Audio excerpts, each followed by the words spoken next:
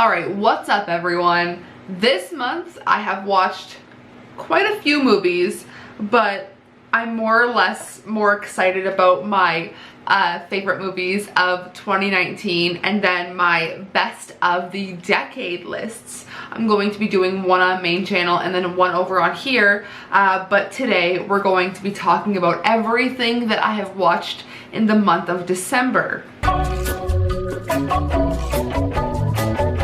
I'm pretty upset that I haven't seen a handful of movies that came out this year. I've been trying to catch up and kind of powerhouse, but I keep getting distracted by older, very good movies. You'll see what I'm talking about. So starting on December 7th, Marcel put on Pocahontas and I sat here and watched it with the subtitles on because he had his headset on and I still cried. It was good. So on the 7th, I made Marcel watch Good Boys. He enjoyed it, I enjoyed it. On the same night my parents watched it, they really enjoyed it. That was my second rewatch. Yeah. And I, you know what? I genuinely think it was funnier the second time, knowing the jokes that were going to happen and the parts that were going to happen, because I was able to pay attention more and pick up on more things. On the 8th, I finally watched The Boy Band Con, the Lou Pearlman story. And if you guys don't know what that is, it's essentially about, it's by Lance Bass from NSYNC, and I'm a sucker for boy bands because I grew up with all the boy bands, but it's essentially a handful of celebrities and boy bands from the late 90s, well, mid 90s to the early 2000s, talking about how they were essentially scammed by Lou Pearlman and how they got out of it. And it was pretty disturbing. I'm gonna kind of spoil one part because I guarantee a lot of you won't go watch this, but after the first album for NSYNC, after their first album, first tour, everything that they did, they were sat down for dinner and given their first check, and they had only made, I think, $32. And they thought they were going to sit down to make 6 figures. But you know, after being pushed and made to do all this performance, you would think you would make more than $32 for your first check, you know? Even in the 90s. On the same day, on the 8th, I watched Marriage Story and it broke me. Oh my goodness. Okay, I did not cry for the entire movie until the very end. The last like 5 seconds of the movie, if you guys have seen it, you'll know, when Adam Driver goes to walk away with the son and Scarlett Johansson stops him to tell him that his shoe was untied and she ties his shoe. I lost it there. She tied his shoe even though they're divorced. Oh, I can't take it. That movie was so fantastic. It was a longer movie, but I think Noah Baumbach did such a great job. It didn't feel like it was a very long watch, and there's a monologue in the very beginning where Scarlett Johansson talks to Laura Dern, my favorite actress in the whole world, about what's going on and why she's filing for divorce. But it's like a good, I want to say 4-minute monologue. Oh, it's so good. And Merritt Wever has a scene where she goes to give Charlie the divorce papers. Oh my goodness, it's so funny. It's so awkward. It's painful. The whole movie feels so real. I'm like affected. It affected me. Anyways, on the 11th, I watched the Amazing Jonathan documentary, and I had been waiting a long time to watch that. It wasn't what I thought it was going to be. It ended up being a documentary within a documentary within a documentary within a documentary. Hold on. With a lot of meth. It was just something that evolved. Like, the ending I wasn't too satisfied with, but the twists and turns to get there, it's just, what am I watching? It was pretty cool. The magic tricks I wasn't expecting. It was very extreme. On Friday the 13th, we watched Friday the 13th. I don't think I need any explanation for that, but it did feel pretty long. On December 15th, I watched Wrinkles the Clown, and I have a whole video about all of my thoughts on that movie, so I'm not even gonna bother talking about it. If you'd like to see all of my thoughts, I will leave that video linked down below. Okay, on the 17th, I watched Uncut Gems.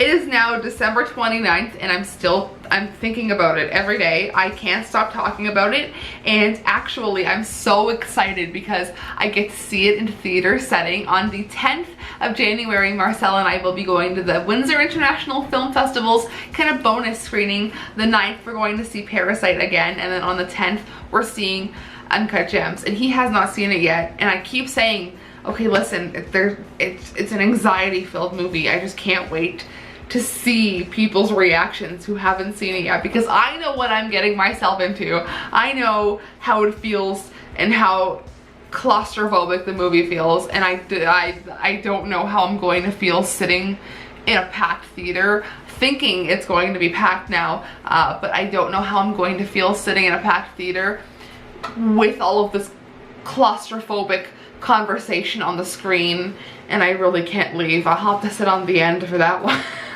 But I loved it. If I could give that movie like 100% on this app, it is 100%. Like, it was a close, like when you guys see my best movies of the year, you'll see how I ranked it, but like, whew, wow. Next, on the same night, I watched Villains, and that has Bill Skarsgård, Keira Sedgwick, and a couple of other actresses. Well, the actress from It Follows, and I'm not sure who played the husband, but he was weird. Anyways, wasn't what I thought it was going to be. Ended up being kind of like a Bonnie and Clyde love story, but I wasn't very... let me just reread my review, because I only gave it 3.5. Yeah, felt kind of inconclusive till 3/4 of the way through. Oh my god, I forgot about the ending. Okay, the ending was well worth the watch. It was pretty good, but it broke my heart into a million pieces. On the 22nd, Marcel and I watched Hail Satan, the documentary. Kind of weird, kind of extreme. Do recommend if you enjoy documentaries. I gave that movie another 3.5. And then on the 23rd, I watched The Virgin Suicides, and I have not seen that since I was a kid. I'm so glad that I went ahead and rewatched it, because I really love Sofia Coppola as a director. Okay, let's talk about the first death. Not even the first death, the first attempted suicide in that movie. Oh my goodness. Like I said, hadn't seen that movie since I was very young, so I didn't understand, but going through what I have been through in my life, that first scene was very impactful for me, and I really enjoyed that movie. Kirsten Dunst was so beautiful when she was young. And okay, let's talk about Josh Hartnett in that velvet suit. Wow. Also on the 23rd, I started the Netflix original Rattlesnake. I really did not enjoy it, so I ended up changing it 20 minutes in. It felt like I was watching an extended version of a Black Mirror / Twilight Zone episode that just kind of went on and made me feel like I didn't want to be there. It wasn't a very welcoming movie. Didn't really enjoy it. So then I turned on Little Monsters, and that stars Lupita Nyong'o, and my goodness, that movie blew me away. There's a certain scene, like the whole movie is a horror comedy, there's zombies, but a twist where the daycare teacher is trying to keep these children away, and not, like the whole time these kids think it's a game. There's zombies at this camp, and the kids all think they're just playing a game. They're going to win a prize, they're going to play putt-putt golf, and there's one scene that made me laugh so hard till I was crying, where they're trying to just get out and go to a safer place, but they're doing a conga line, and she's playing a ukulele, and all these zombies are coming. Oh my goodness, you have to see it. I really enjoyed it. It ended up being on my favorite movies of the year list, spoiler alert. On the 25th at Christmas dinner, we ended up watching Meet the Fockers. So from what I was watching, Robert De Niro. Why did I just mix those two up for absolutely no reason? Robert De Niro is always, like, his Jack character is always so intimidating but hilarious. So that's always fun to watch. But also the kids in that movie were also very funny. So I gave that movie a 2. Solid 2 for comedy. On the 26th, I watched Hustlers.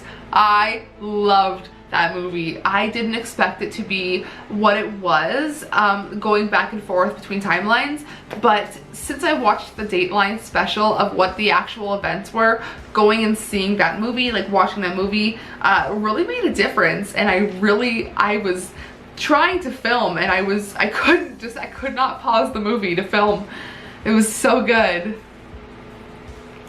And then finally last night on December 28th, Marcel and I watched The Eyes of My Mother, and wow, I had been not waiting, but it's been out for a while, and I just wasn't sure that I would like the black and white vibe, because there's another movie in black and white called A Girl Walks Home Alone at Night, but now I'm sold. I want to watch that one. I loved how they fused the English and Portuguese. I loved how it was shot. It was so beautifully gory without it, like, it made me feel so uncomfortable. I kind of want to compare it to Eraserhead a little bit, just because of the uneasy black and white vibe. The main character, Francesca, was so, the way that she moved and the way that she held herself, yeah, she was definitely a sociopath or something. Like, she was on one. Anyways, that movie was so great. If you haven't seen it, definitely recommend. It was short and sweet, hour and 16 minutes. I loved it.